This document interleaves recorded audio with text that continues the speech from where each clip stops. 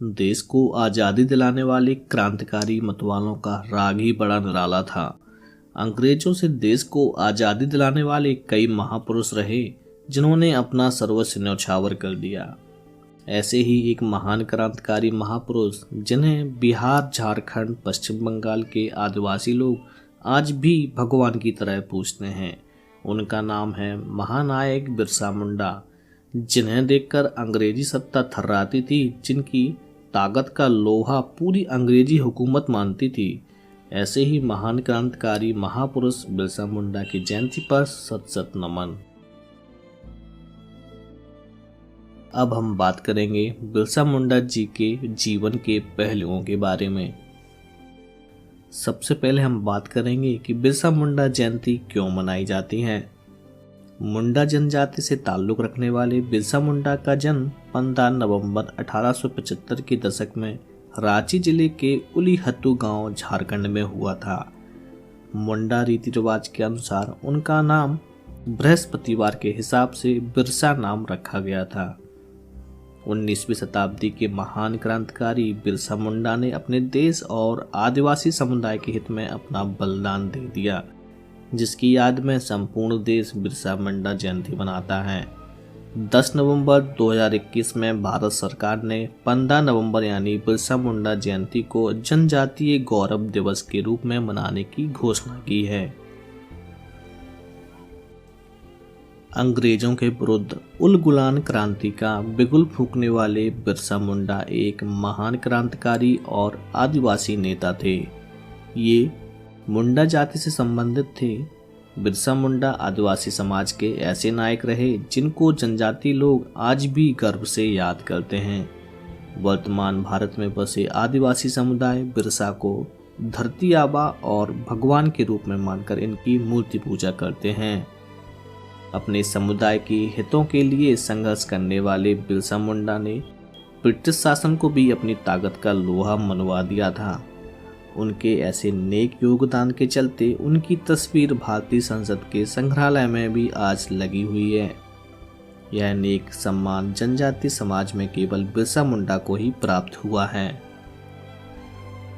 अब बात करते हैं बिरसा मुंडा के प्रारंभिक शिक्षा और उनके परिवार के बारे में। महान क्रांतिकारी महापुरुष जिन्हें लोग धरती आबा के नाम से संबोधित करते हैं, उनका जन्म 15 नवंबर 1875 को झारखंड रांची जिले में हुआ। इनके पिता का नाम श्री सुगना मुंडा और माता का नाम करमी हटू था। उनके पिता ईसाई धर्म के प्रचारक बन गए थे।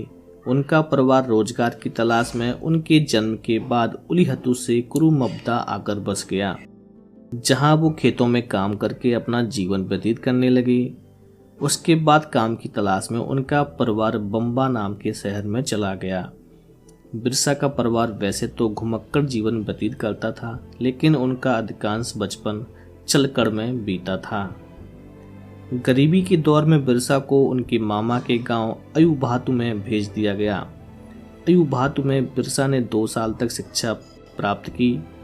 पढ़ाई में बहुत होशियार होने से स्कूल चालक जयपाल नांग ने उन्हें जर्मन मिशन स्कूल में दाखिला लेने को कहा। अब उस समय क्रिश्चियन स्कूल में प्रवेश लेने के लिए ईसाई धर्म अपनाना जरूरी ही था, तो बिरसा ने धर्म परिवर्तन कर अपना नाम बिरसा डेविड रख लिया, जो बाद में बिरसा दाऊद हो गया था। सन 1895 में बिरसा ने अंग्रेजों की लागू की गई जमींदार प्रथा और राजस्व व्यवस्था के साथ जंगल जमीन की लड़ाई छेड़ दी। उन्होंने सूगदोर महाजनों के खिलाफ भी जंग का ऐलान किया। यह एक विद्रोह ही नहीं था, बल्कि अस्मिता और संस्कृति को बचाने की लड़ाई भी थी। बिरसा ने अंग्रेजों के खिलाफ हथियार इसलिए उठाया क्योंकि आदिवासी दोनों तरफ से पिस गए थे। एक तरफ अभाव व गरीबी थी, तो दूसरी तरफ इंडियन फॉरेस्ट एक्ट 1882, जिसके कारण जंगल के दावेदार ही जंगल से बेदखल किए जा रहे थे। बिरसा ने इसके लिए सामाजिक, आर्थिक, राजनीतिक तौर पर विरोध शुरू किया और छापेमार लड़ाई भी शुरू की। 1 अक्टूबर 1894 को बिरसा ने अंग्रेजों के खिलाफ आंदोलन शुरू कर दिया। बिरसा मुंडा सही मायने में पराक्रम और सामाजिक जागरण के धरातल पर तत्कालीन युग के एकलव्य थे। ब्रिटिश हुकूमत ने इसे खतरे का संकेत समझकर बिरसा मुंडा को गिरफ्तार करके 1895 में हजारीबाग केंद्रीय कारागार में 2 साल के लिए डाल दिया। कम उम्र में ही बिरसा मुंडा की अंग्रेजों के खिलाफ जंग छिड़ गई थी, लेकिन एक लंबी लड़ाई 1897 से 1900 के बीच लड़ी गई। जनवरी 1900 में डोंबारी पहाड़ पर अंग्रेजों के जुर्म की याद दिलाता डोंबारी ब्रू में जब बिरसा मुंडा अपने अनुयायियों के साथ अंग्रेजों के खिलाफ युद्ध की रणनीति बना रहे थे, तभी अंग्रेजों ने वहां मौजूद लोगों पर अंधाधुंध फायरिंग शुरू कर दी।